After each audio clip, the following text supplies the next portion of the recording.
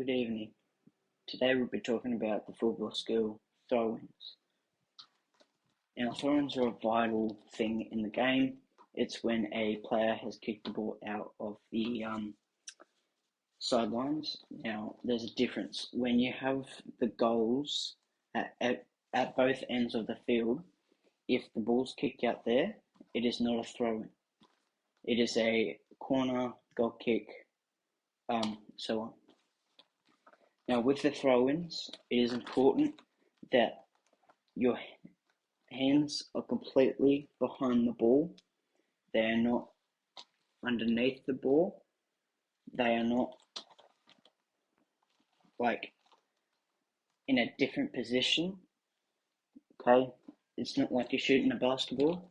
You need to have them kind of like connected like a burger or like a W, and they need to be, your thumbs need to be touching, and your hands need to be evenly distributed around the ball.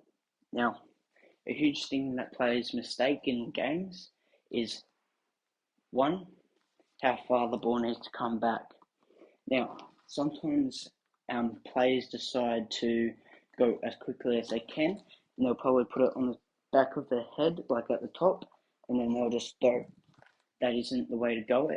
That isn't the way to go, and that is a way that you can actually get a handover in the throwing.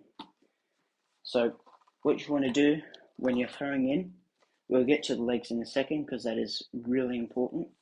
But what the referee are looking for and the linesman are that your hands are. It doesn't have to specifically be like that, but they have to be behind the ball, and your hands need to go basically touching this part right here. So where your shirt, like the collar in your shirt is, the ball basically must touch there. This is a way that they have chosen in the rules. So then it is fair for all players because they can't just adjust it.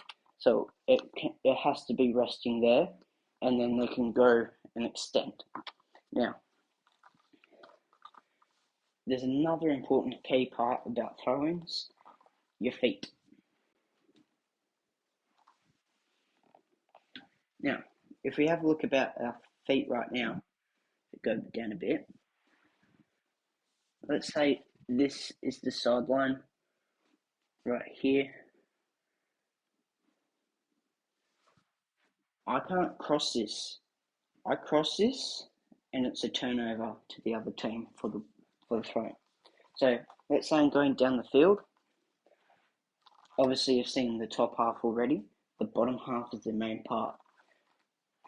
What referees and linesmen are looking for is if you lift your foot off the ground. Your foot must always keep contact with the ground when you're throwing it. That is the case. You can run up like that, but when you're about to throw the ball and you reach it back behind your head, that's when both feet need to be on the ground. Now, players over the past have been able to change the rules a bit and how it works. So then now we can maybe run up and we take a big step forward, draw the ball back, and slide our foot against the ground. Notice how that movement isn't leaving the ground at all. It doesn't mean your whole foot has to be on the ground. You just have to drag your foot. So in this one movement, you run up and drag your foot. You run up and drag your foot, and then that's when you're throwing. So you have to combine the proper way to do it, and to get an effective throw-in, you want to be as close to the line as possible without crossing it. If your foot's on the line, it's okay, but if you're over the line, then they'll call it. So if you're just touching the line and then you drag your foot, like you throw in, that's what would be acceptable. But as soon as you step over that line, like right here, and then you throw in, they'll call it. A lot of people might be able to get away with lifting their feet off if it's like just slightly off the ground, or if they don't draw the ball back behind their head completely. Now, in in-game situations, you want to be as quickly as you possibly can with your throw-ins, as you don't want the other team to get the idea of what type of throw-in you're going to do. Okay, so if you just got the ball, you want to point to where you want your team to go, or they already have a plan, and then you're going to execute it, and then you go behind your head, and then you go like that. You're allowed to basically lower your back when you're throwing it, but it's best if you don't, so then you have good posture, and then you can have a good throw. Go full on.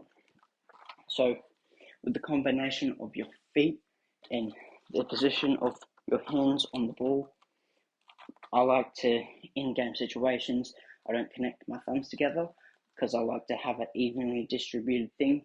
But when I do throw-ins, I do it properly. I keep it behind there, and it's also for your help as well. Because let's say you're holding it at the top end of the ball, and then you're about to throw it. Let's say you drop the ball, then it's obviously not good, and then you have to bugger around picking up the ball again. So then you have it evenly distributed, it's connected, and then that's when you can draw it back, run up. Now, when you're running up the line, you can only go roughly 1.5 to 2 meters. Now, it seems like a lot, but really isn't when you actually perform the skill.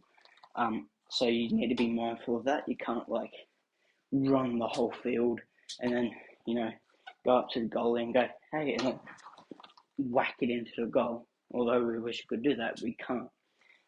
So what would be better is if we were to draw it back, run up, and in the space that we have, we take a massive leap, and then we drag our foot. Now, to stay cautious of your throw-ins, what I would like to do is teach you to make sure that you know if you did it correct without having to look at the coach going, did I do it? Or something like that.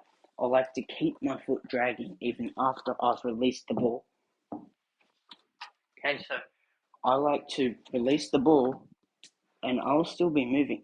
So when the ball drops, my foot will still be dragging on the ground. So just so you can get an idea. I'll throw the ball, my foot will still be moving, and then when my teammates touch it, or that opposition touches it, that's when I stop doing that and I actually sprint off. You can only leave the line after the ball has been thrown out. You cannot do it. You cannot cross the line when you're throwing it. You have to cross it after. So you've just thrown the ball. Now you can sprint off after the ball, and you're good to go. Another common mistake that people make is that people tend to think that it would be a good idea to go behind them. Now, in a sense, it can be good. In another sense, it's horrible.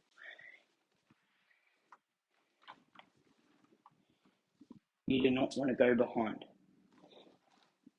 If I'm going this way, and we're throwing in that way, I want my teammates all the way up the line as best as I can. So then I can throw all that line to them.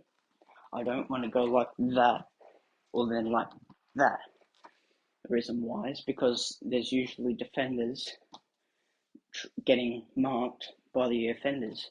So what will happen is they'll be marked right now, and you make the last decision. They will start running maybe up there, but then you switch that way.